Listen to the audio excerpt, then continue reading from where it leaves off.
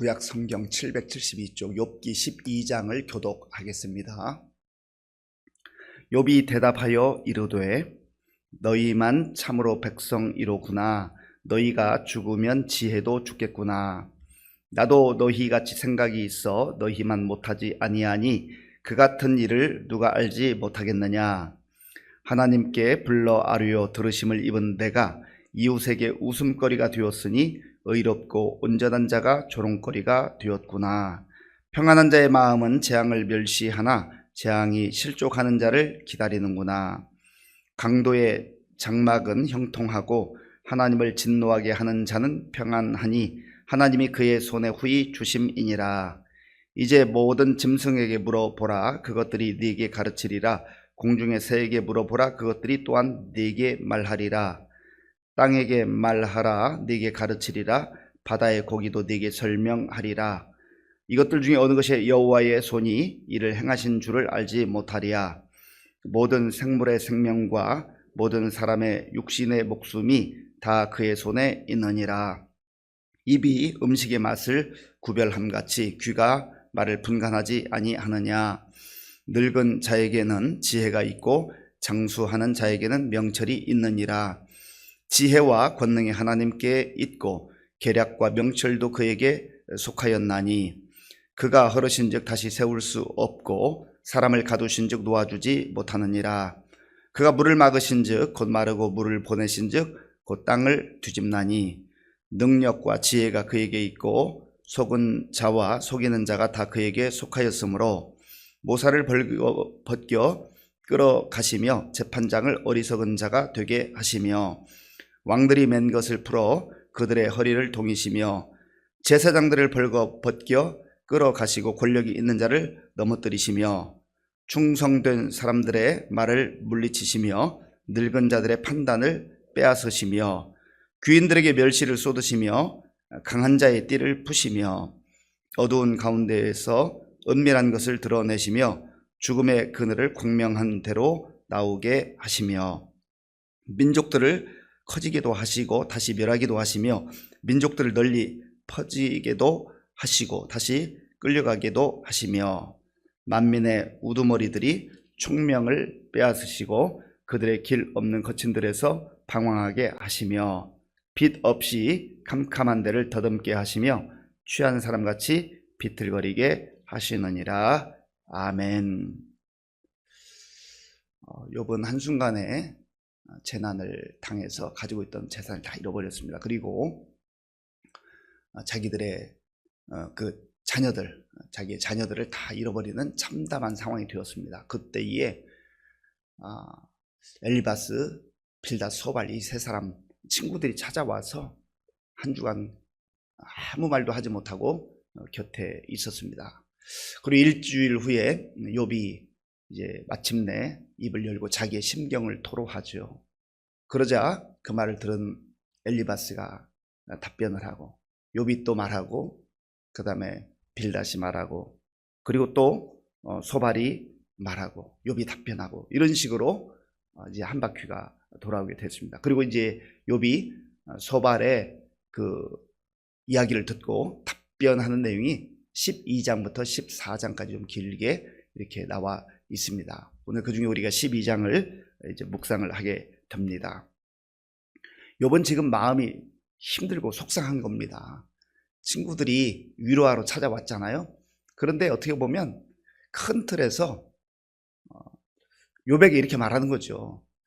아무런 잘못 없이 너가 이런 일을 당했겠느냐. 너는 의롭다고 주장하는데 넌 아무 잘못이 없다고 하는데 뭔가 분명히 너가 하나님 앞에 죄를 지었을 것이다. 그러니까 회개하라. 그런 내용이에요. 흔히 말해서 인과 응보, 원인이 있으면 결과가 따른다. 그러니까 너에게 이런 좋지 않은 결과가 온 것은 분명히 너의 잘못이다 하는 것을 지적하고 있는 겁니다. 뭐 인과 응보가 어느 경우에 맞는 말이죠. 틀린 말은 아니에요. 그러나 의인들이 고통을 당하는 모습, 정말 정직하고 진실한 자가 이유를 알 수 없는 그 고통을 당하는 경우를 우리가 보지 않습니까? 그런데 이 친구는 너무나 일반적인 이야기를 하면서 욥에게 강요하는 거예요. 너 회개하라. 너 잘못했다. 너가 그런 고통을 당하는 것은 안타깝기는 하지만 그러나 잘못 없이 이런 일이 있을 수 있겠느냐? 그런 내용들입니다. 그런 이야기를 들었을 때 욥은 얼마나 마음이 힘들었겠습니까? 어떤 면에서는 차라리 오지 말지. 왜 와서 힘든 나를 더 그렇게 힘들게 하냐? 상처 난데 소금 뿌린다고 그러죠. 마치 그들의 말은, 친구들의 말은 맞는 말인 것 같은데 또 어떤 부분은 맞는 말이 많아요.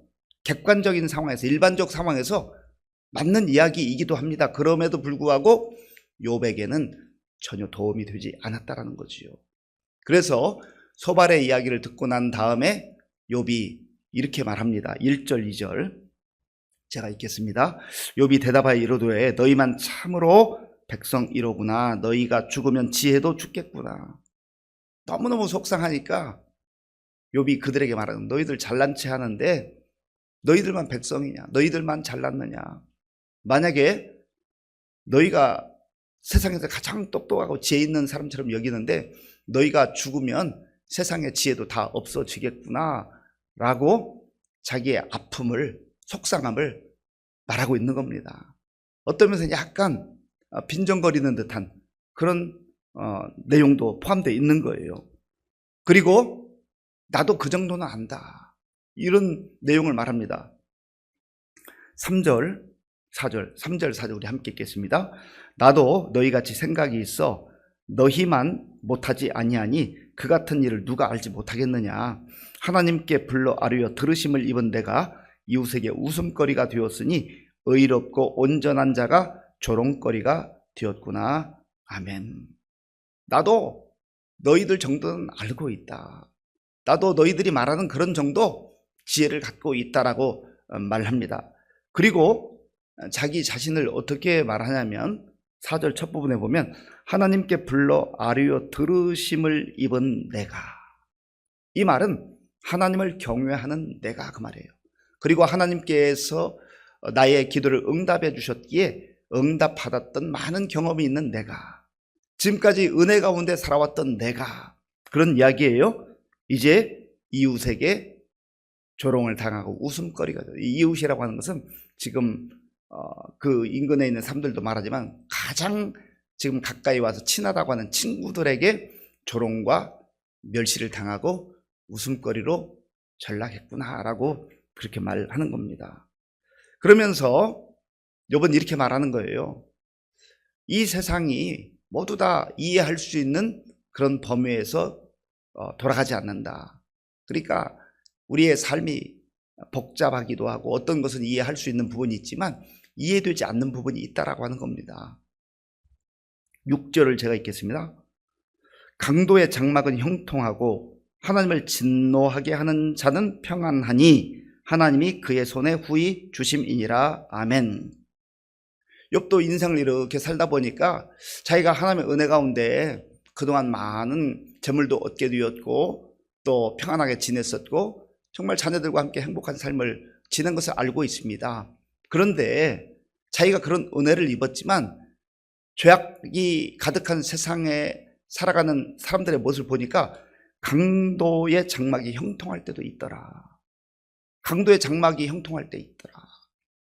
다른 사람을 짓밟고 다른 사람을 고통스럽게 하고 심지어 다른 사람을 죽이면서까지 그 재산을 탈취한 사람들이 겉으로 볼 때는 잘 사는 것처럼 보일 때도 있더라라는 거예요. 그렇잖아요. 인과응보, 지금 그들이 말하는 그 대로 된다고 한다면 이 강도들은 다 죽어 마땅한 것이 맞잖아요. 그런데 강도가 잘 되는 것은 어떻게 설명할 수 있겠느냐. 하나님을 진노하게 하는 자가 평안하니, 하나님을 무시하고 또 하나님 없다고 말하고 자기가 왕이 되어서 자기 중심적으로 살아가는 이런 사람들 잘 되는 경우도 있더라 그 말이죠. 심지어 우상 앞에 가서 절하면서 하나님을 조롱하는 그런 사람들이 겉으로 볼 때는 평안하게 지내는 모습도 있더라라고 하는 거예요. 그런 것은 너희들이 어떻게 설명할 수 있느냐, 이 설명이 가능하냐라고 하는 거 묻는 것이요. 그리고 요번 이제 그 범위를 좀 더 확장해서 땅과 또 짐승에게 그리고 생물들에게 한번 물어봐라. 너희들이 다 아는 것처럼 그렇게 말하지만 세상에 알 수 있는 일도 있지만 알지 못하는 일들도 있다라는 거죠. 그래서 7절부터 12절까지는 이제 짐승들에게 물어봐라, 땅에게 물어봐라, 그런 이야기들을 하는 거예요. 그리고 이제 13절 이후에서는 모든 지혜와 권능이 하나님께 속했다. 이 모든 것은 하나님 주권하에 일어나는 것인데 사실은 겉으로 볼 때 잘 되어서 정말 하나님의 은혜를 입는 것처럼 그런 일들도 있지만 이해하지 못한 일들이 세상에는 얼마든지 있다라고 하는 것을 이제 설명을 하고 있습니다. 자, 13절, 14절, 13절, 14절 제가 읽겠습니다. 지혜와 권능이 하나님께 있고 계략과 명철도 그에게 속하였나니 그가 허르신즉 다시 세울 수 없고 사람을 가두신즉 놓아주지 못하느니라. 아멘. 이 말은 진정한 지혜와 계략은, 명철은 오직 하나님께만 속해 있다라는 겁니다. 하나님께서 우리에게 때로는 지혜를 주시기도 하고 명철을 주셔서 알게 하시지만 그러나 모든 것을 다 안다고 착각하지 마라, 자만하지 말라라는 것을 설명하고 있는 겁니다. 그리고 이 세상에서 잘 나가는 사람들, 뭐 한때 정말 그들의 권세와 어떤 그 재무, 그 가문의 재력이나 모든 것들이 영원할 것 같지만 하나님께서 막으시면 그러한 것들도 다 무너질 때가 있다라고 하는 것을 말씀하고 있어요. 18절에서 20절까지, 18절에 20절까지 제가 읽겠습니다. 왕들이 맨 것을 풀어 그들의 허리를 동이시며 제사장들을 벌거벗겨 끌어가시고 권력이 있는 자를 넘어뜨리시며 충성된 사람들의 말을 물리치시며 늙은 자들의 판단을 빼앗으시며. 아멘. 왕들이 맨 것을 풀어 허리에 동이게 하신다. 왕들의 그 면류관이나 왕들의 아름답고 화려한 그러한 의복들도 때로는 하나님께서 벗기셔서 허리에 동이신다, 끌려간다라는 의미예요. 그리고 제사장들을 벌거벗겨 끌어가시는 경우도 있다. 너희들이 이런 모든 것들을 다 아느냐? 지금 다 아는 것처럼 말하는데 인생은 그렇게 간단하지 않다라는 거예요. 이 모든 것들은 하나님의 섭리 속에, 하나님 뜻 가운데 우리가 이해할 수 있는 일도 있지만 이해할 수 없는 일들도 얼마든지 일어나게 된다라는 것을 말씀하고 있습니다. 그래서 오히려 욥은 지금 이 친구들과의 대화를 통해서 주권자이신 하나님, 전능하신 하나님, 그 하나님의 섭리에 우리가 겸손하게 살아가야 할 것을 권고하고 있는 겁니다. 23절부터 25절까지, 23절부터 25절까지 제가 읽겠습니다. 민족들을 커지게도 하시고 다시 멸하기도 하시며 민족들을 널리 퍼지게도 하시고 다시 끌려가게도 하시며 만민의 우두머리들의 총명을 빼앗으시고 그들을 길 없는 거친들에서 방황하게 하시며 빛 없이 캄캄한 데를 더듬게 하시며 취한 사람같이 비틀거리게 하시느니라. 아멘. 인간이 아무리 똑똑하고 지혜가 있고 대단하다고 여기지만 그러나 전능하신 하나님의 그 섭리와 뜻 앞에서 우리가 굴복할 수밖에 없다라는 거예요.